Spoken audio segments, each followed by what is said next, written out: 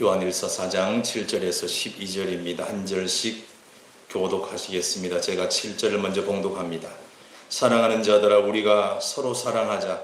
사랑은 하나님께 속한 것이니 사랑하는 자마다 하나님으로부터 나서 하나님을 알고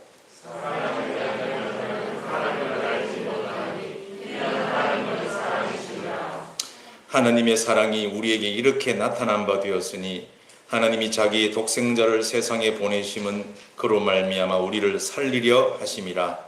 사랑은 여기 있으니 우리가 하나님을 사랑하는 것이 아니요 하나님이 우리를 사랑하사 우리 죄를 속하기 위하여 한 형제로 우리가 그를 보내셨습니다. 사랑하는 자들아, 하나님이 이같이 우리를 사랑하셨은즉 우리도 서로 사랑하는 것이 마땅하도다.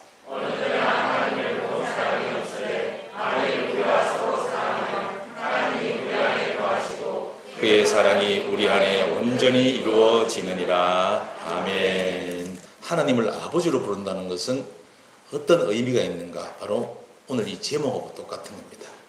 사랑의 하나님이 우리의 보호자요, 우리의 인도자요, 우리를 보호하시고 필요한 것들을 공급하시며 위험에서 이끄시는 우리의 참 부모라, 이 말씀입니다. 하나님을 여러분 지금까지 아버지로 부르면서도 어떻게 인식하셨나요? 좀 잘못하면 매나 몽둥이를 들고 있다가 가차없이 체벌하시는 그런 두려운 분? 좀 주일 빼먹고 헌금이 요즘 좀 어려워가네, 믿음이 부족해서 11조를 좀 못 드렸고, 그래서 내 계산이 내 생각이 있어가 다른 일로 주님을 위해 잠깐 벗어났어. 그랬을 때 하나님께서는 내가 기다렸다, 그런 듯이 막 몇 차례를 탁 때리고 내 그럴 줄 알았다 그러고는 진노의 잔을 확 쏟아 부으시고 고통을 팍 안겨주시는 그런 분이 아니라는 걸 여러분 말씀을 하는 거예요. 하나님께서 아버지라는 것은 우리에게 엄청난 의미를 가지고 있는 거예요. 다시 옆으로 쓰고 한번 그렇게 축복합니다. 하나님이 우리 아버지시라 합니다.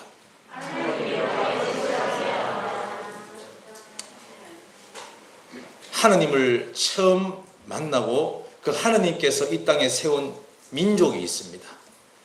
원래는 이 지구상에 없던 나라였어요. 그 나라를 하나님께서 세우셨습니다. 그래서 아브라함이라는 사람을 이방 땅에서 우상 숭배에서 건져내어가지고 끄집어내어서 내가 너로 큰 민족을 만들겠다. 그리고 너에게 이 땅을 너와 네 후손에게 주겠다. 그래서 생긴 나라가 이스라엘이라는 나라입니다. 그 이스라엘 나라는 하나님이 직접 뽑으셔서 당신의 백성이라고 다 보호하시고 축복하시고 이끌어주시는 그 백성인데, 그 이스라엘 백성들이 하나님을 오해했어요. 하나님은 어떤 분이냐? 하나님께서 말씀하신 것, 그걸 주자로 율법, 계명, 율례 그렇게 말합니다. 하나님의 말씀대로 살지 않으면 우리는 배락 떨어진다. 하나님의 말씀을 어기고 엉뚱한 데로 가면 우리는 엄청나게 하나님이 진노하신다.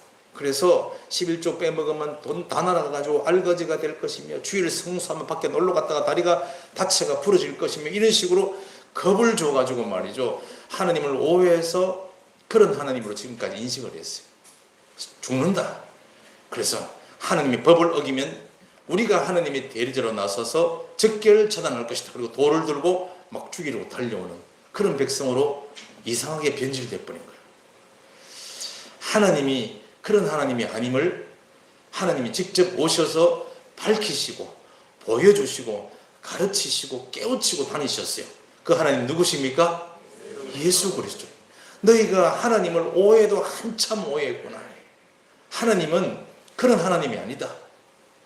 아니 그래도 우리가 배운 바로는 하나님은 진노하신 하나님이잖아요. 하나님은 십계명을 주시고 여러 가지 율례와 율법을 주셔서 그걸 어기면 우리가 진노를 당하는 게 맞잖아요 말하지만, 여러분 오해도 한참 오해하신 거예요.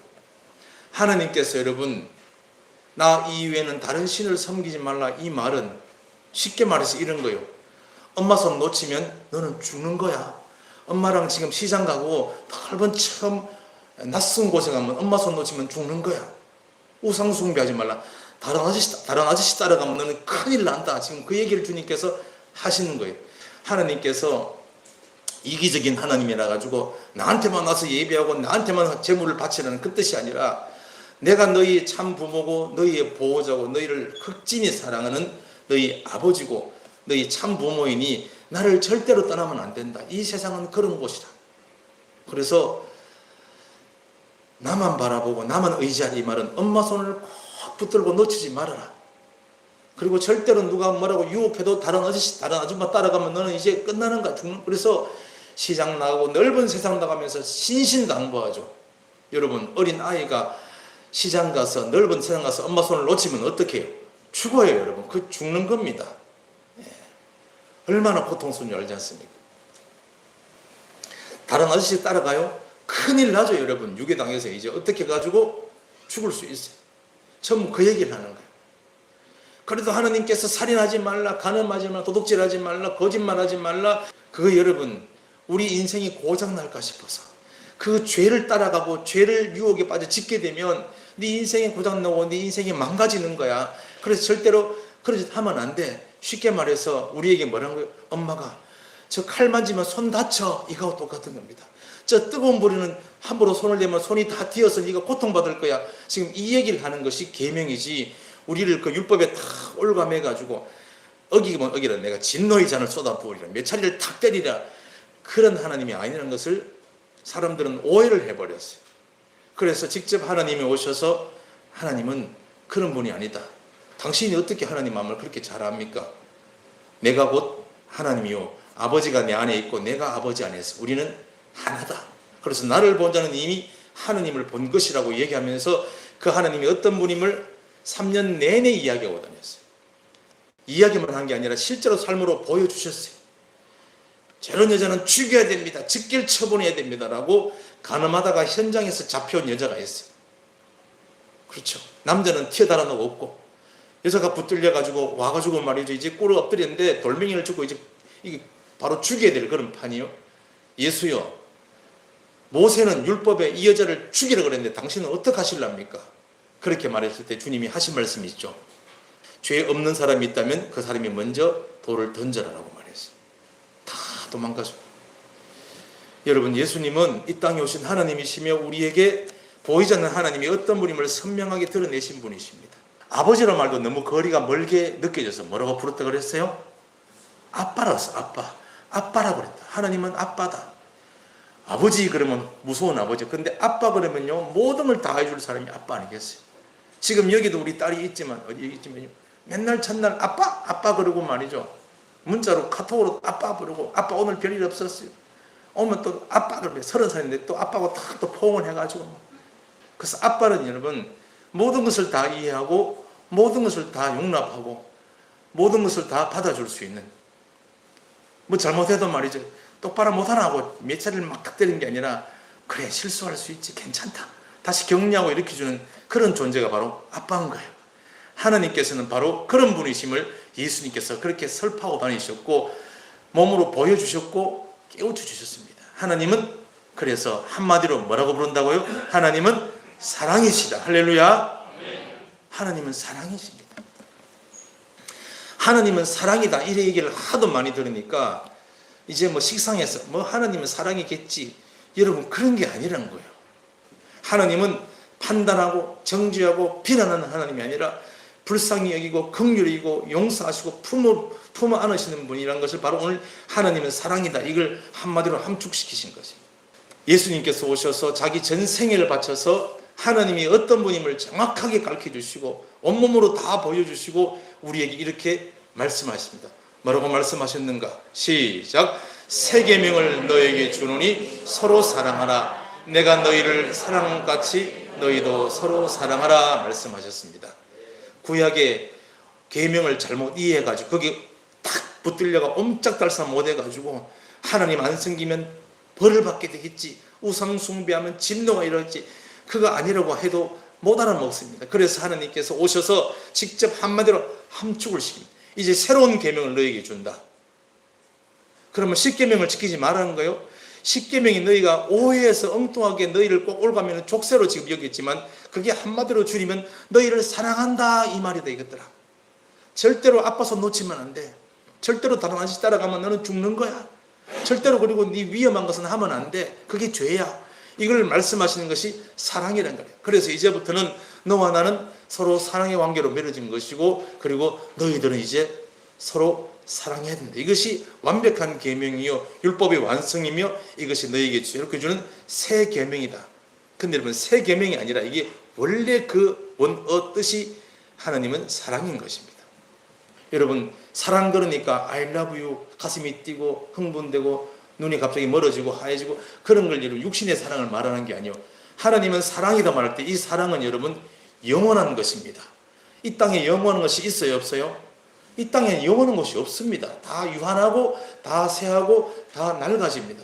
그런데 여러분, 이 땅에 하나 딱 있습니다. 그게 바로 사랑이에요, 사랑. 근데 사랑은 이 땅에 있지만, 이 땅에서 볼 수 있지만 이 땅이 육신의 것이 아니에요. 이 물리적 차원의 것이 아니라는 것이죠. 저 높은 하나님의 나라에서 도는 것이 바로 사랑입니다. 오늘 이 사랑에 대해 정확하게 인지를 하고 우리 마음 가운데 하나님의 사랑으로 채워져 돌아가는 축복의 시간 되기를 예수님 이름으로 축원합니다. 예수님 오셔서 하나님은 사랑이라고 선포하시고 보여주시고 서로 사랑하라고 말씀하셔서 그 예수 그리스도를 나의 주로 믿은 사람들이 바로 그리스도인 기독교인이고, 그렇게 모인 것이 바로 기독교회죠. 그러면 기독교회는 날마다 뭐가 보여야 됩니까? 사랑이 풍성하게 보여야 돼요. 다른 것 그 무엇보다도. 지난주에 어떤 성도님이 저에게 간증 영상을 하나 보내주시더라고요. 제가 보니까 축구선수 이영표 선수의 간증 영상을 제가 받았어요. 그래서 쭉 보니까 이 축구선수 이영표가 신실한 그리스도인인데, 지금은 기독교인인데, 이 형제가 예수 믿기 전에 불신자 시절에 기독교인 향해서 이런 시각을 가지고 있었대요. 무슨 시각이냐? 아니, 저 양반들은 서로 사랑하라면서 정작 자신들은 사랑을 안 하네. 그게 자기 눈에 비친 기독교인이라는 거예요. 자기들은 서로 이 말은 용서하라고 말하면서 용서를 안 하네. 그래서 결국 내린 결론이 저것들은 결국 말뿐이구나, 이렇게 생각했다는 거예요. 그게 이영표 선수의 불신자 시절에 기독교를 바라보는 그런 시각이었대요. 여러분은 어떻습니까? 공감이 되십니까? 서로 사랑하라 그러면서 사랑을 해요, 안 해요? 마스크를 쓰고 계신데 누가 말인지 알 길이 없네요. 서로 용서하라고 배워서 가르치고 용서하라고 하는데 용서 안 합니다. 입을 부득부득 갈고 잘 되는 거 한번 보자. 아니, 사랑이 기독교고 기독교가 사랑이고 우리가 섬기는 하나님의 사랑이고 그 하나님의 사랑이 아들 통해서 다 보여졌는데도 불구하고 그렇게 많이 듣고 배우고 했으면서도 그렇게 교회를 오래 다녔는데 사랑하라고 말하면서 정작 자신들을 사랑을 안 한다는 거예요. 여러분, 사랑을 왜 안 하십니까? 왜 사랑을 안 해요? 그게 이상하지 않습니까? 사랑보다는 뭐가 많이 나와요? 옳고 그름의 잣대와 평가가 많이 나오죠. 그 잣대로 나오는 비난이 많이 나오죠. 저 딱으로 신앙생활을 해서 저거는 하나님한테 혼쭐을 놔야 돼. 이상하게 사랑하는 사람이 아니라 큰아들처럼 바리새인처럼 점점 굳어가는 모습이 있어요. 사랑이라고 눈꽃만큼도 찾아볼 수 없고 너무나 무미건조하고 상막한 삶이 우리 가운데 되어지면 여러분, 그래가지고 교회 오고 싶겠습니까? 그렇죠. 교회 오라 교회 오라 해서 교회 한번 따라가 보려고 교회 오라고 하는 그 친구를 만났는데 그 친구 입에서 맨날 누구 비난하고 욕하는 소리 들으면 저럴 거면서 뭐하러 교회 가지? 나는 교회 안 가. 그런 마음이 들지 않겠습니까? 사랑하라고 말을 하면서 정작 자신들은 사랑하지 않는다 그러면서 이야기를 할 때 많은 사람이 공감을 하죠. 역시 그래. 그거 왜 그런가 하는 것이죠. 하나님께서 내 안에 오셔서 내가 하나님부터 탄생하고 내가 그래서 하나님이 내 안에 계신지 우리는 거듭난 자래. 거듭난 자. 거듭난 사람은 하나님이 내 안에 계신 사람은 기본적으로 뭘 하는 사람인가? 기본적으로 뭘 하는 사람이에요? 예, 사랑하는 사람, 사랑하는 사람. 그러면 여러분 확인해 보십시오. 내가 거듭났습니까? 나는 구원받았다고 생각하십니까?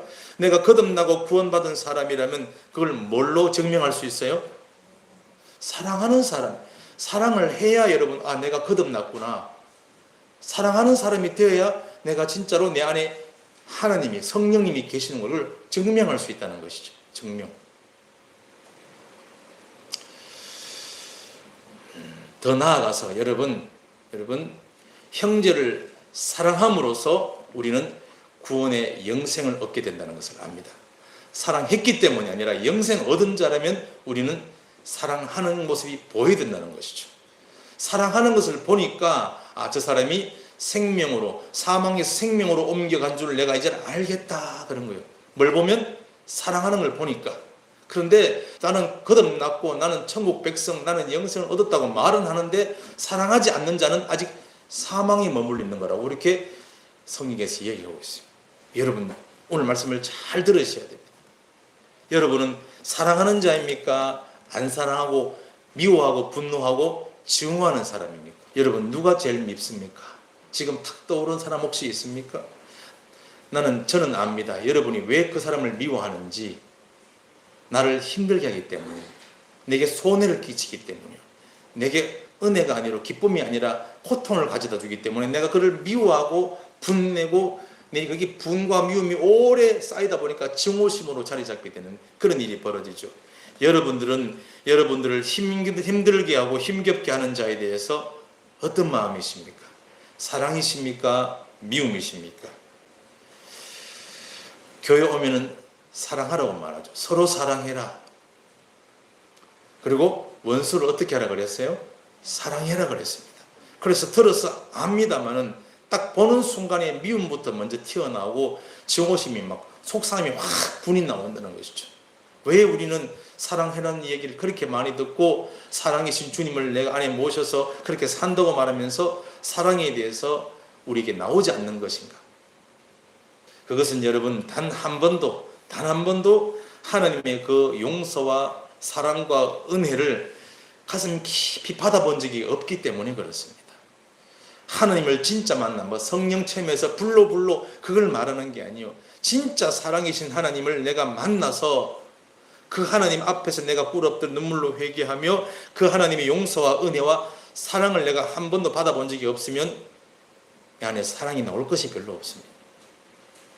아닙니다. 그가 미워할 사람이니까, 미워할 만한 인간이니까, 그런 욕먹어도 싼 사람이니까 그래서 내가 미워하는 거예요. 그래서 여러분 돌을 던지고 돌을 들고 계시고 말로 그리고 상처를 주십니까? 여러분 분내고 미워하며 돌 던지려는 사람에게 예수님이 뭐라고 하셨다고요? 너희 중에 죄 없는 자가 먼저 돌을 던져라 이렇게 말씀하셨습니다.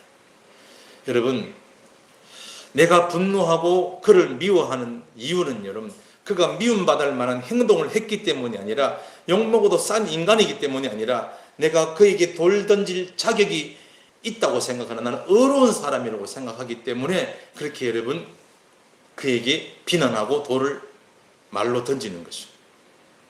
차라리 여러분 돌을 던져가 이게 탁 맞으면 약바라가 나으면 되는데 여러분 여기에 콱 맞아버리면 이게 평생 상처로 남아가지고 안 사라져요. 그게 언제 사라진 줄 아세요? 미안하다라는 말 한마디 할 때 사라집니다. 자기가 어려운 자이기 때문에 나는 돌 던질 자격이 있는 사람이야. 그런 사람에게 뭐가 필요 없을까요? 하나님의 용서와 은혜가 필요가 없죠. 어려운 사람인데 무슨 하나님의 용서가 내가 받을 필요가 있겠습니까? 그렇죠. 이 전형적인 바리새인이요 돌아온 탕자집에서 아버지와 동생을 비난하고 원망하는 큰아들의 모습입니다. 여러분 큰아들이 의인이에요? 의인 아니에요? 큰아들 의인입니까? 큰아들은 죄인 아닙니까? 여러분 헷갈리십니까?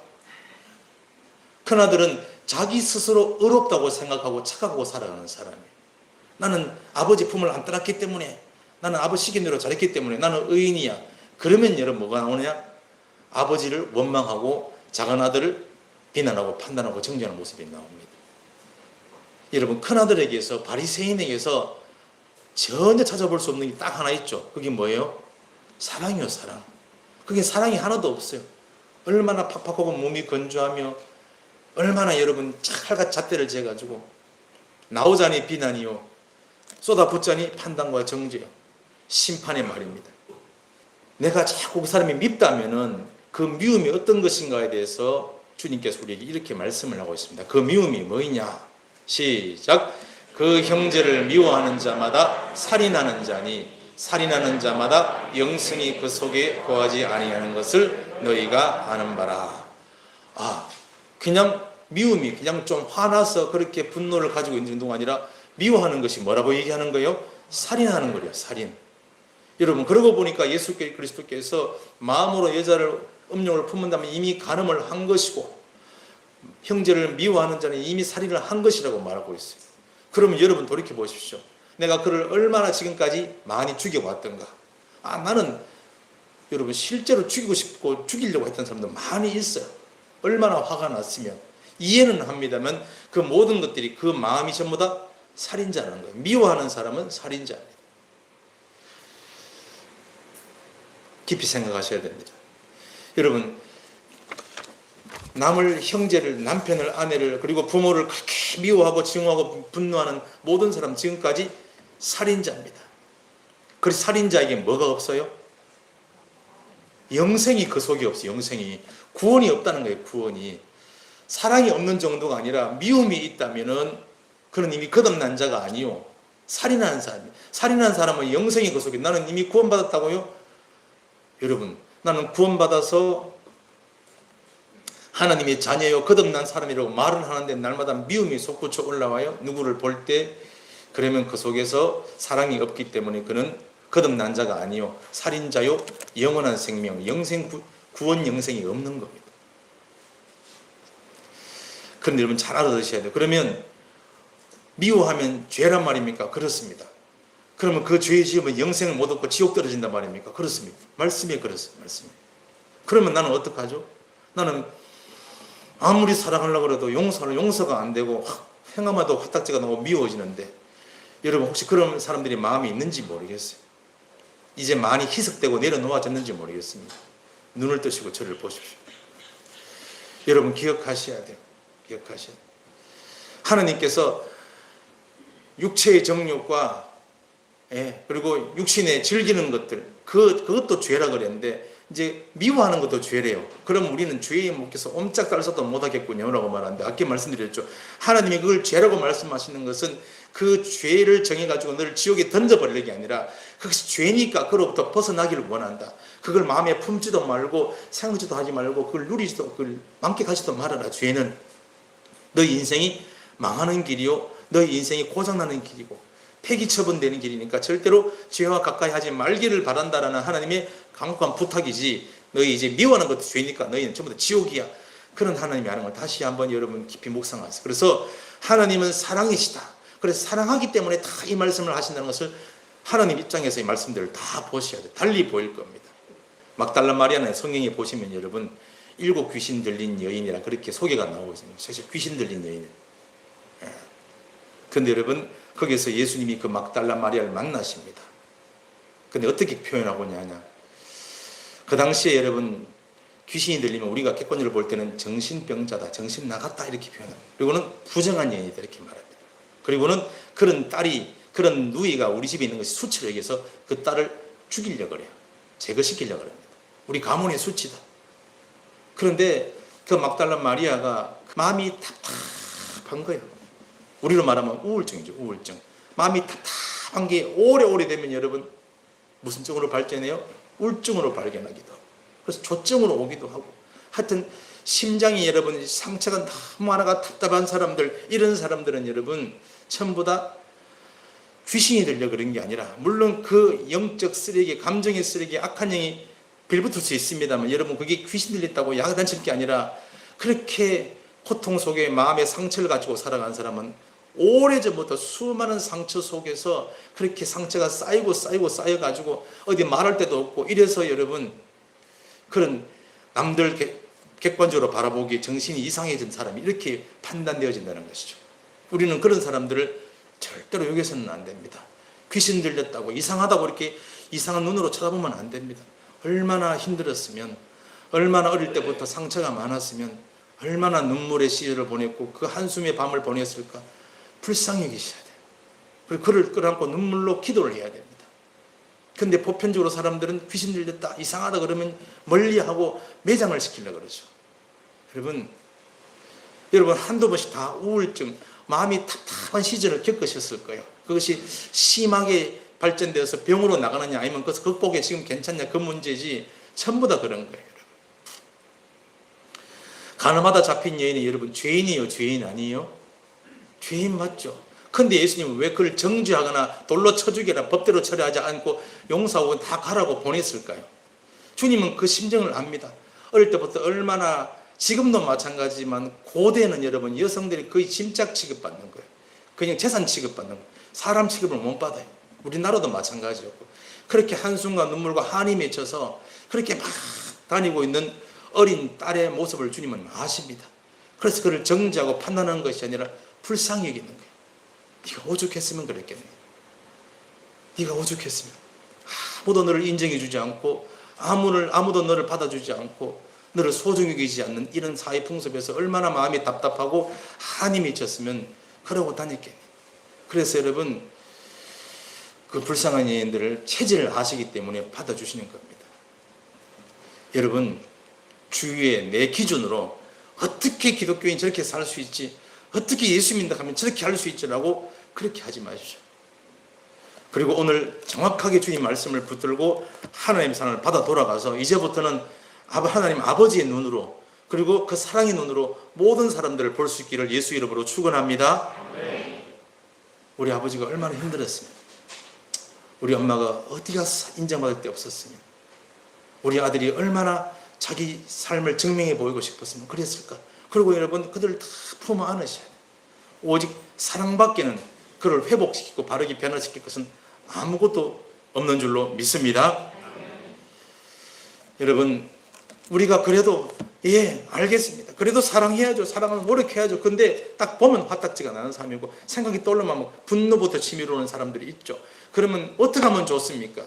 그래서 여러분들이 안 되는 모든 부분들을 주님 앞에 나와서, 주님, 내 힘으로는 안 됩니다. 내가 죽겠습니다. 마귀는 자꾸 생각이 막 떠올려가지고 막 미움을 심어주고 화가 막 나기만, 내가 죽겠습니다. 그럴 때 주님 도와주시고, 그러면 주님께서 그 마귀를 떠나게 하게 하시고 부족하고 불쌍한 사람의 눈을 우리에게 주신 것이죠. 불쌍한 사람이다.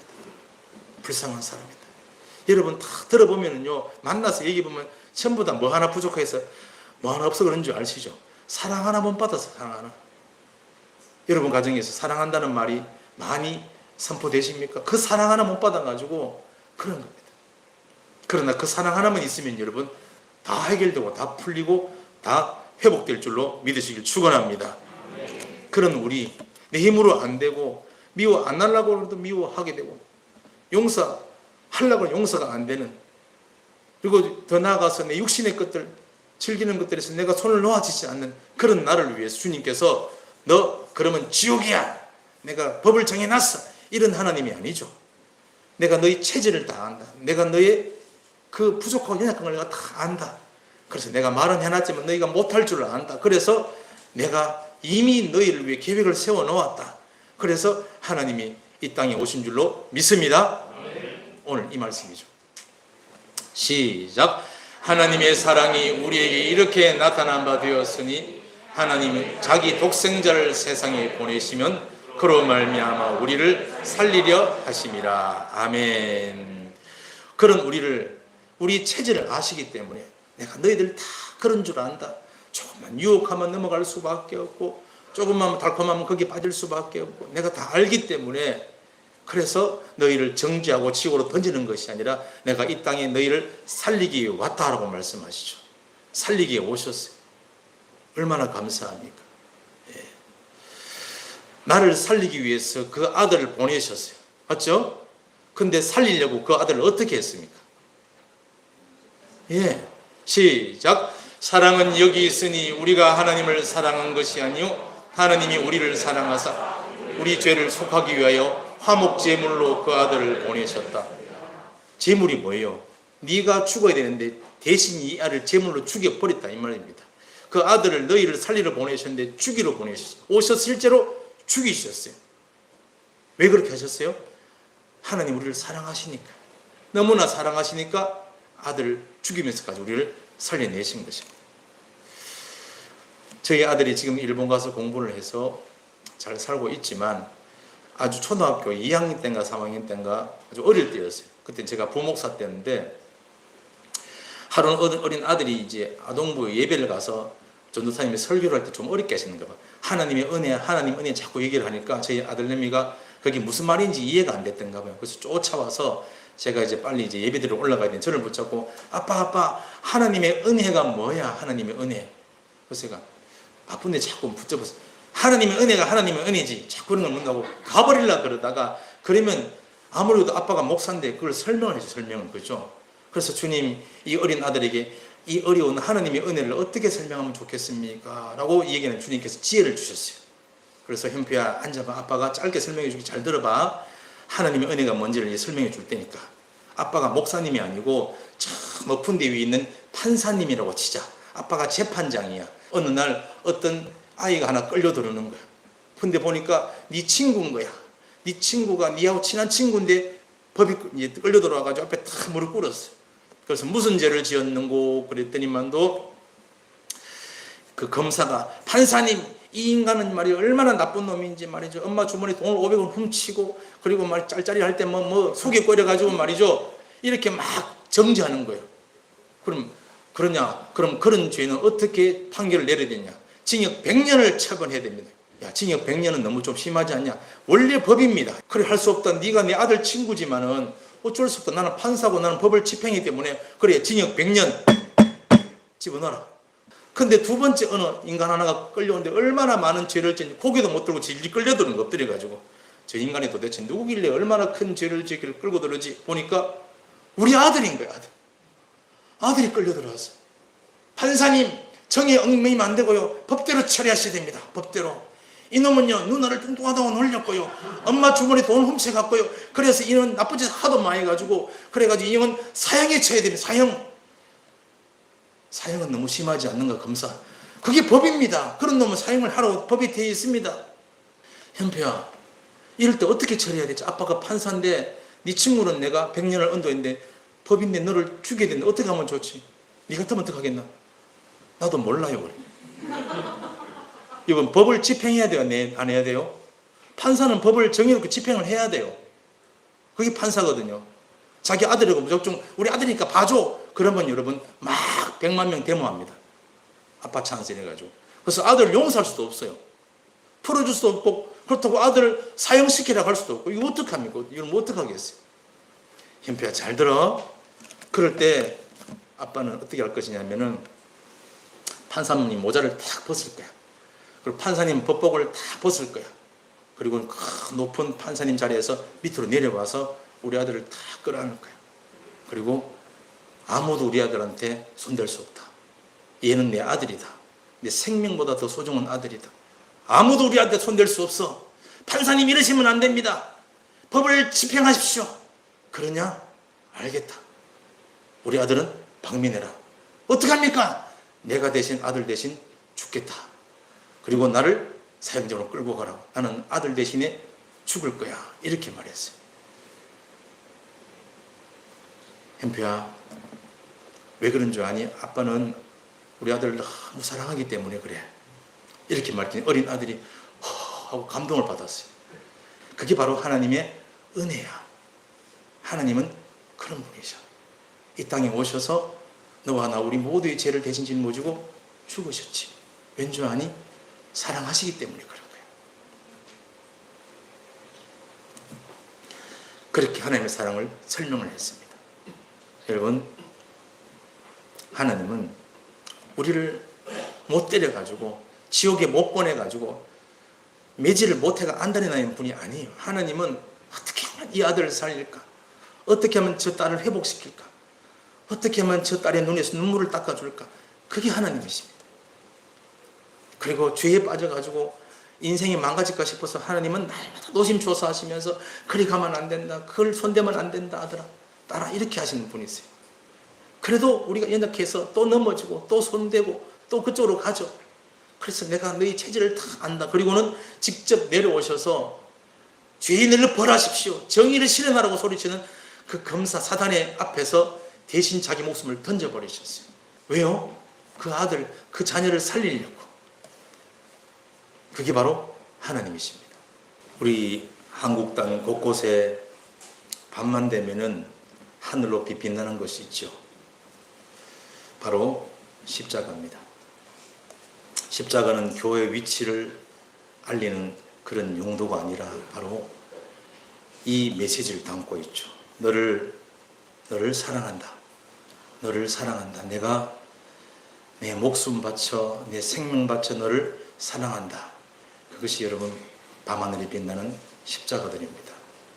지금도 방황하고 힘들고 어려울 때 밤거리를 나가보세요. 그리고 하늘을 올려다보세요. 여러 십자가가 내 눈에 들어올 겁니다. 그때마다 여러분 귀에 들리셔야 됩니다. 내가 너를 너무 사랑한다. 너를 너무 사랑해서 너를 살리기 위해 내가 목숨을 버렸다. 내가 너를 용서한다. 그렇게 십자가를 통해 여러분 음성을 들으시길 바랍니다. 여러분 윽박지르고 정죄하고 비난하고 몰아붙이고 구석에 그렇게 궁지로 몰아서 사람은 절대로 변하지 않습니다. 더 엇나가고 더 반발심이 커질 뿐이요. 주님은 받으셨습니다. 다 받으시고 용서하고 용납하시고 품으시고 그리고 그의 체질을 아시고 불쌍히 여기기 시작하셨어요. 내가 그리고 다 안다. 네가 왜 그렇게 될 수밖에 없는지, 왜 그렇게 살아왔는지, 왜 현재 이 모습인지 내가 다 안다. 그리고는 하나님께서는 그 사람들을 다 받으신 줄로 믿습니다. 우리 모든 삶 가운데 주님을 향한 놀라운 은혜가 날마다 부어지길 축원합니다.